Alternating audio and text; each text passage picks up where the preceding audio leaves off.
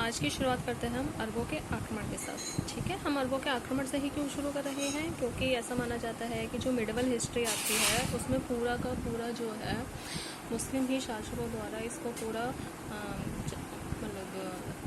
मुस्लिम शासकों द्वारा ही इस पर जो है पूरा भारत पर आक्रमण जो है या अधिकार समझ लीजिए वो मुसलमानों का ही रहा था पूरे मिडिवल इंडिया में।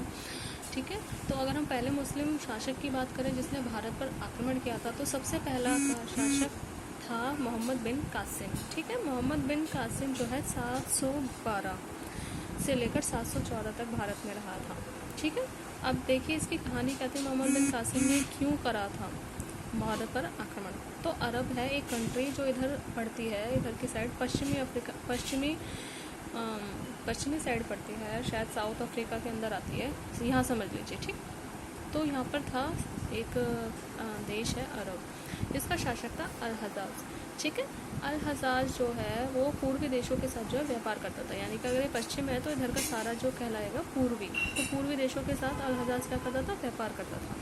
तो जब यहाँ पर वो पूर्वी देशों के साथ व्यापार करता था तो यहाँ पर आता है पाकिस्तान की साइड है, यहाँ पर है सिंध। सिंध एक देश है। ठीक है, अगर हम सिंध की बात करें तो सिंध में एक देवल नाम का पोर्ट था, बंदरगाह था। ठीक है, क्योंकि यहाँ पर जो है बंदरगाह था तो सारे के सारे मोस्टली जहाज यहाँ पर आके रुकते थे, ताकि यहाँ पर जो है पूर्वी देशों के साथ यहाँ के जो भी राज्य पड़ रहे हैं उनसे वो व्यापार कर सकें। तो उसी तरह जो अल हजाज का जहाज भी जो है देवल पर आया। ठीक है, यहाँ पर आया तो उस टाइम जो है सिंध पर राजा था दाहिर। सिंध पर कौन शासन करता था, दाहिर। दाहिर एक हिंदू राजा था, जिसे कहते हैं ब्राह्मण वंश का था ये। ठीक है, तो दाहिर ने क्या किया, उसने जो है जो ये अल हजाज का यहाँ पर जहाज आया उसको लूट लिया, सारा सामान उसने अपने पास रख लिया, कब्जे में कर लिया। तो इस बात से बहुत ज़्यादा गुस्सा होकर, तो बहुत ही ज़्यादा नाराज़ होकर अल हजाज ने क्या कहा, अपने सेनापति मोहम्मद बिन कासिम से कहा कि तुम जाओ और जाकर इस अपमान का बदला लोगे। फिर क्या था, मोहम्मद बिन कासिम इंडिया आया और फिर 712 ईस्वी में उसने इंडिया आके मोहम्मद बिन कासिम ने दाहिर की हत्या कर दी और सिंध पर जो है यहाँ पर जो है सिंध पर उसने अपना अधिकार जमा लिया। ठीक है, कासिम भारत पर आक्रमण करने वाला प्रथम मुस्लिम शासक था। ठीक है, और इसने सिंध पर आक्रमण करके हिंदू शासक, ये है ना हिंदू शासक दाहिर अपना, इसको हराकर जो है पराजित कर दिया था। अब दाहिर की ना 2 बेटियाँ थीं। कितनी बेटियाँ थीं, 2, जिनको कासिम ने जो है अगवा करके अल हजाज के पास अरब ही भिजवा दिया, ताकि अल हजाज के जो 2 बेटे थे उनके साथ उनकी शादी करवाई जा सके। ठीक है, ये पहला मुस्लिम था। अब क्योंकि जब उसने यहाँ पर अधिकार कर लिया सिंध पर, तो ये वापस जो है अरब नहीं गया, वो यहीं पे रहकर जो है शासन चलाने लग गया। ठीक है, तो ये पहला मुस्लिम था जिसने भारत में जजिया कर शुरू किया। जजिया कर क्या होता है, ये वो कर होता है जो गैर मुसलमानों द्वारा लिया जाता है। जो लोग मुसलमान नहीं होते उन्हें जजिया कर देना पड़ता है। कितना % देना पड़ा उन्हें, कुल आय का आधा मतलब समझ लीजिए 50%। अगर आप 100 रुपये कमा रहे हो तो 50 रुपये आप मोहम्मद बिन कासिम को दोगे, और या तो 2/3।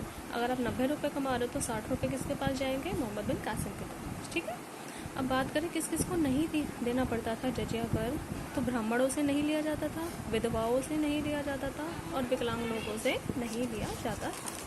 ठीक है, अब इसने भारत में क्या क्या किया देखो, अब रुका है कम से कम 2 साल, तो इसने और क्या क्या चीज़ें करी। इसने एक तो स्वर्ण गोल्डन कॉइन चलाए, जिनको कहा जाता था दिरहम। ठीक है, कासिम ही सबसे पहले अरबी घोड़े, अरब के जो घोड़े थे मशहूर घोड़े होते हैं, ये इंडिया लेकर आया। खजूर की खेती और ऊँट पालन, ये सब इसने जो है मोहम्मद बिन कासिम ने भारत में रहते हुए ये सब शुरू किया। गोल्डन कॉइन, अरबी घोड़े, खजूर की खेती, ऊँट पालन। ठीक है, अगर हम बात करें मानसून शब्द की, जो कहते हैं मानसून आ गया, तो ये शब्द भी जो है अरबी शब्द, अरब ही लेके आए थे। ठीक है, अब देखिए अरबों ने भारत की 2 पुस्तकें थी जिसका अरब में जो है अनुवाद करवाया, ट्रांसलेट करवाया इन्होंने अरब लैंग्वेज में। ठीक है, 2 पुस्तकें थी, एक चरक संहिता और एक पंचतंत्र। ओके, अब हम देखते हैं क्या हुआ। देखिए जैसे 714 ईस्वी में कासिम अरब वापस लौट गया। क्यों लौटा, इसमें बेसिक क्या रीज़न था कि 2 साल रुके ही क्यों लौटा।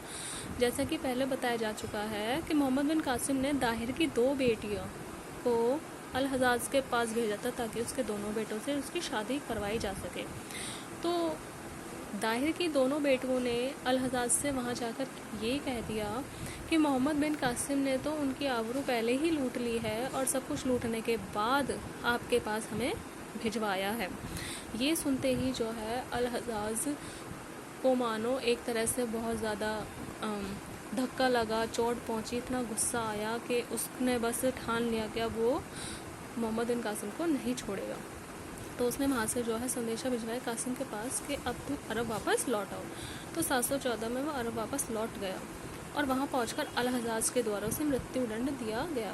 कहा जाता है कि उसे बीच चौराहे पर जो है मृत्यु का दंड दिया गया था, ताकि सारी जनता देख सके कि अल-हज्जाज के साथ दगा करने पर मृत्यु का ही दंड मिलेगा। बीच यहाँ तक हमारा समाप्त हो गया है। अब कल हम पढ़ेंगे भारत में तुर्क आक्रमण, क्योंकि पहले अरब आक्रमण हुआ, उसके बाद आता है तुर्कों का आक्रमण। अरबों के बाद कौन आए थे? सीधा तुर्क आए थे। ठीक है, थैंक यू।